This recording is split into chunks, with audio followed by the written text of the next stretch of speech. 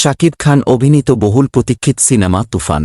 আসন্ন কোরবানি ঈদে বড়সড় ধামাকা দিতে চলেছে রায়হান রাফি পরিচালিত এ সিনেমাটি নিয়ে এরই মধ্যে জল্পনা-কল্পনা শুরু হয়েছে দর্শক মহলে। জানা গেছে এ সিনেমায় কেন্দ্রীয় চরিত্রে অভিনয় করেছেন শাকিব খান।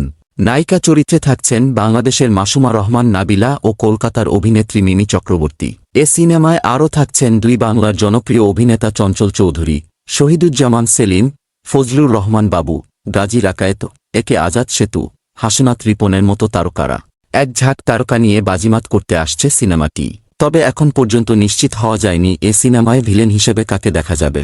নেটপাড়ায় গুঞ্জন চলছে, ভিলেন হিসেবে তুফান সিনেমায় অভিনয় করার কথা ছিল কলকাতার যিশু সেনগুপ্ত ও বাংলাদেশের আফরান নিশোর। সবশেষ তথ্য অনুযায়ী এখন পর্যন্ত নিশ্চিত হওয়া যায়নি এ দুই তারকা সিনেমায় অভিনয় করছেন কিনা। তবে অনুমান করা হচ্ছে নিশো না থাকলেও সিনেমায় দেখা যেতে পারে যিশুকে।